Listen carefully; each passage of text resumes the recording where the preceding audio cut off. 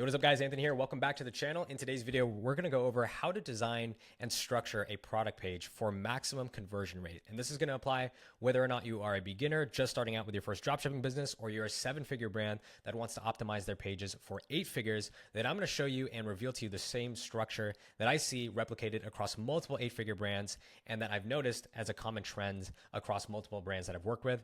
And really quick, over the last 6 years, I've generated over $100 million in advertising revenue for clients, helping them optimize their entire paid acquisition funnel to scale further and make more profit. Helped several brands go from 6 figures a month to 7 figures a month and over $100 million in revenue over the last 6 years. And on top of that, I've also helped several students of mine scale to their first $5,000 days, 100K months, etc. So this works whether or not you are a complete beginner or you are a 7-figure brand looking to make the jump to 8 figures. So without wasting any more time, let's jump straight into the video. Make sure you stick around to the end because I'm going to give away the entire framework for free in the description below. So how do you actually structure your product pages for maximum conversion rate from 8-figure brands? So the ideal setup and the main kind of paradigm to keep in mind when it comes to Shopify store design, and I'm not a conversion rate expert by any means, I'm a paid acquisition expert. So I know what a good and high converting product page looks like. And every product page that I've seen that converts at a high clip is informed by this paradigm here, which is KISS. Keep it simple, stupid. High conversion rate comes from the right offer, psychology-based marketing, social proof and trust, and looking professional. If you nail those 4 things, as long as you nail those 4 things, you can design a store that is going to have a high conversion rate. Now, there's obviously a lot more nuance and psychology to the actual structure, what things you actually say, what things are important to include, and in what order. But overall, across all of the different brands that I've worked with, across my own brands that I've built myself, these 4 things, if you get them right, they will contribute to a high conversion rate. Okay, so let's get into the actual structure of the page itself. So I've put this framework together to give you an idea of how you want to structure your hero section, and then we'll get into the subsequent sections in the rest of this video. But essentially, you want to start first with your images, and kind of overlooked in my opinion are the photo images, but really nailing down the images, you can tell a lot and paint a really clear picture of what your product does, how your customers' lives are going to change through the product simply through the images alone. And most people, when they land on your website, the first thing they do is scroll through the images. A lot of shopping, especially e-commerce, is very visual, especially for products that you can't feel and that you can't touch, especially if you're in clothing or CPG. Those types of products, you need really, really strong images to actually convert. So I recommend a healthy balance of white photo images, UGC, lifestyle, benefits, and before and afters. Especially if you're a cosmetic company, you can go really heavy on before and afters. I'll show you this company here. They're called 4Chicks. And as you can see, they have 1 product image, 1 lifestyle, and the rest of the photos are literally all before and afters. Now, I'm not saying this is 100% the right way to do it. This is obviously a very successful brand. They do quite a bit of revenue, but it just goes to show that your product images don't just have to be, you don't have to take it literal. It doesn't have to just literally be the product. If you have before and afters and you know the transformation is more important to your clients and your customers than, the features of the product, then showcase that. Like, I guarantee you the majority of people in this niche probably don't give a rat's ass about this features or the bristle length of the brush or serum here. What they probably care about is this going to do what they say it's going to do? Is it going to make my lashes longer? And how quickly is it going to do that? So you can tailor the product images to fit the specific things that your customers value the most, especially if you already know what that is and you've been marketing for a while.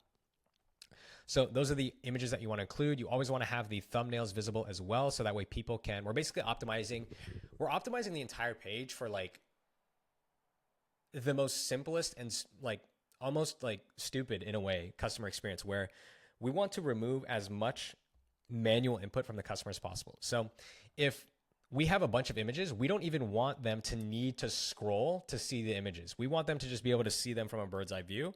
And that enhances the customer experience and makes it that much easier for the customer to navigate and see all these images. Okay. So let's go back to our setup here. So that's it for the images. And then in terms of the stack here on the right, everything that comes after the images, I always start social proof above the product title. You'll notice on pretty much any really high converting product page, you're going to have the stars or the ratings, reviews, Trustpilot, whatever, either come right after the title or right before the title. So you want to have that there. Then you want to have the product title itself. If you are going a little bit harder on your offer, I've seen companies actually replace their product title with whatever that offer is. So 4Chicks, they do save up to 56% off plus 4 free gifts. And Javi Coffee is another example of a company where their product title is not that like Javi Coffee concentrate. They literally just, I don't know where their product title went. What the heck? That is so strange. They literally just got rid of their product title, but it looked exactly like this where you have the offer in the product title. I think that's a very good use. If you're going to swap out the title, you can do that if you have a pretty strong offer running. Then after the title, we're going to do the desired outcome plus benefit driven bullet points. So basically, what is the main thing that people want to get out of this product? And then benefit driven bullet points to showcase from a bird's eye view the most important things. So for them, results in 2 weeks, affordable, long lasting, and it heals the hair follicles. Then after that, we're going to have the offer or bundles that you have active. And that is obviously to increase the average order value. So these guys are doing up to 4 bottles. So they have 4 different quantities that you can select. Anywhere from 2 to 4 works here. I would just not do any more than 4 because then it becomes a very, very crowded section here. So maximum of 4 different offers. Then we have a value stack here. And I don't see a lot of companies doing this or a lot of smaller brands doing this, and it kind of shocks me. This is basically showcasing all of the things in the offer that the person is going to get. And if we go back to our landing page tenets, high conversion rate comes from having a really strong offer.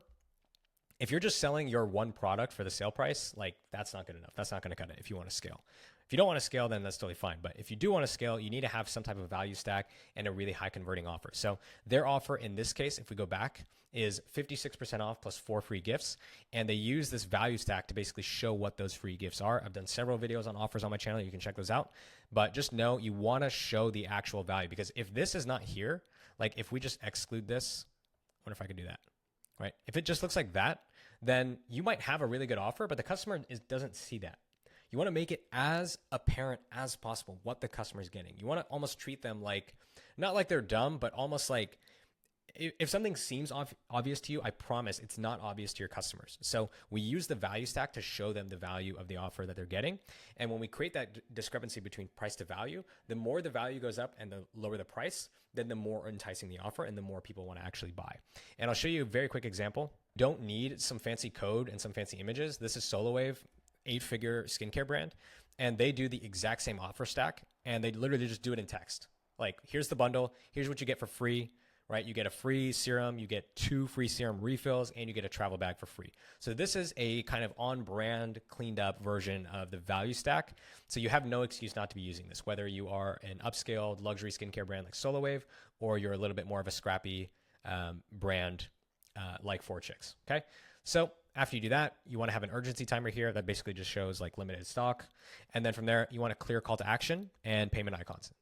So no dynamic checkout buttons. You do not want add to cart and then buy it now or whatever. You just want one main button. You want there to be one thing that we're asking the customer to do, and you want it to be the most obvious thing on the page. So here we have our call to action and payment icons. So that is it for the hero section. And honestly, like I would say 70% of conversion rate optimization is nailing the actual hero section, because most of your traffic isn't even going to scroll down and see what comes next on the page. The next 2 sections are all about establishing proof as quickly as possible and showing that you are a trustworthy website. So you want to have your press mentions come right after this. If you don't have press mentions, do more social proof. You can do some featured testimonials. Very simple. Even if they're text-based, you can do them so they look like this. Like even this, that's good enough to put right after your page if you don't, or right after the hero section, if you don't have press mentions. Let's go back. And then after the press mentions, we want to have our sliding video of UGC. So you want to get 4 or 5 different videos, put them into a sliding carousel, and have them be scrollable videos of your customers talking about the benefits of the product, the transformation they had with the product, and basically how their life has ultimately changed for the better in using their product. The idea behind this is that, number one, not only does it add an extra layer of trust when you have all of these different customers, real people to the brand that have actually tried the brand and can speak to it, but number two is people trust the word of other people when it comes to other brands or their buying experiences more than they do the people themselves, which is why Reddit is one of the most popular places to go when you're making a purchase decision, or that's why YouTube reviews are a thing, because people want to hear from other people's mouths, not from the brand's mouths or some marketer's mouth, what the product is and if it does what these guys are telling me it does. So after we have the press mentions and the sliding video UGC carousel, we're then going to get into our value proposition plus short description, and then a unique selling proposition plus the short description. Essentially, you just have here a very simple image with text section. You have a headline that talks about a value proposition. That could be a benefit. That could be a desired outcome. That could be a timeline of a transformation. You could do a before and after. As long as it's something of value and it's very benefit driven, what you want to avoid here in these sections is anything to do with features. There's a common saying, benefits sell, features tell. At this point, your customer doesn't care about features. So you want to focus on leveraging psychology and showcasing the value and the benefits of what someone's actually going to get, as opposed to like the technical specifications of the product. So you repeat this. You can do this once or twice, honestly. If you have more of a technical product or a product that needs more of an explanation, obviously you can stack more of these. But I find like any more than two is, you don't really need more than two to get the value across. Okay, then from there, we're going to get into our proof of transformation. So basically showcasing more before and afters or results with your product. And this could be either direct before and afters. It could be literally just people in the after state showing their transformation with the product. Then from there, you want to have your product differentiators or your features point out. This is basically what are all the things that our product does that make it unique, that make it a better solution to your problem than 99% of the other products you've seen. Because at this point, by the time your customer gets to this point in this point in the page, they're already solution aware, meaning they know that your product is a suitable solution to their problem, but they don't yet know that yours is the superior solution. So the product differentiator section is basically a way for us to showcase all the things that make our product unique and basically give the customer a reason as to why they should pick us, right? So at this point, they're pretty much sold on emotion if we've hooked them in with the right value propositions and we're using the right benefits. So they're sold on emotion. They're like, okay, this is going to give me this transformation. I'm starting to believe it. And then they start to justify with logic. And so these are the technical features that make all of this appear more believable. It's like, okay, how do we get these amazing before and afters? How do we give you longer lashes in 90 days? Well, it's because this product has these unique features that no one else does. Then after that, we're going to do a comparison table. I think pretty much every product page should have this because visually it's just so easy to understand. As soon as you see this, it says to the customer, this product and this brand does things that these guys don't. And so by nature of that, and if you just look at this, the first thing that comes to mind is like, oh, these guys must be better. And without even reading like what the actual benefits are on the left of the chart, it just communicates that this brand, Forchix, has all of these things that all these other brands don't. So it's just another way to very visually communicate all the things that make you a superior choice to all the other things in the market. Then from there, we have the FAQ section. Again, for the FAQs, you want to handle the most common questions, which is like, do you ship to this country? Is shipping free? Is there a money back guarantee? Things like that are just brand wide. But then for every single product, you want to use the FAQs as a way to handle the most common objections, misconceptions, hesitations about the product. And you want to overcome them in the FAQs. So at this point, there's, by the time someone gets to this point in the page, if they've made it all the way here, they probably do have a couple doubts about the product. Like, how do I know this is going to work for me? Or are these ingredients safe for all skin types? And those are all objections that you want to handle and tackle in the FAQ. So it's like, if there are any lingering or last minute objections or hesitations that someone has about this product, here is answers, and let me overcome those for you to ease that doubt. So you know that all of these things that you're worried about are actually nothing to be worried about because the product solves them or we solve them in some way.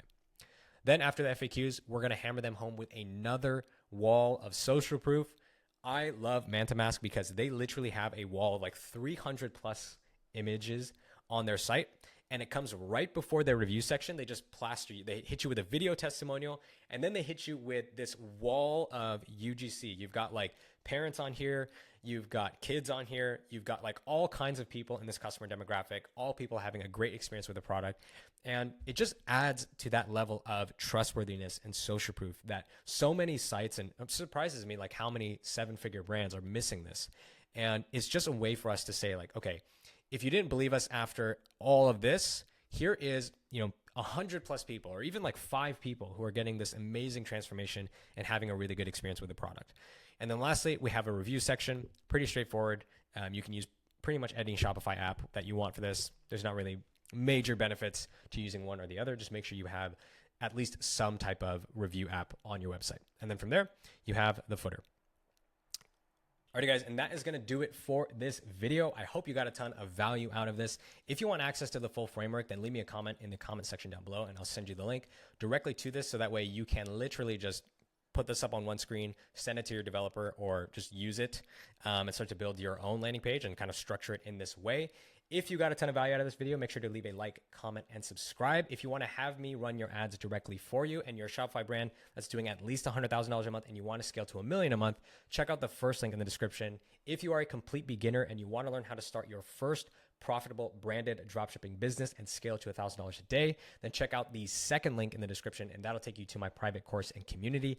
God Tier Ecom, where you'll get access to my complete masterclass, 3 weekly Q&As, a free one-on-one coaching call, as well as a whole slew, literally like $1,000 worth of free shared SpyTool accounts, PP ads, FastMoss, all that good stuff. And you will also get access to a new edition, which is the unlimited Lumen theme license. So no more crappy Shrine theme. You can now build all of your stores using this without having to worry about cracked themes, because I've already purchased the unlimited license for everyone in the group. So you can build your store. And even if you leave the group, you'll have access to the license key forever. So if you want to have me run your ads for you, check out the first link. If you want to learn how to build a brand, check out the second link. Otherwise, I hope you got a ton of value out of this video, and I will catch you guys in the next one. Peace.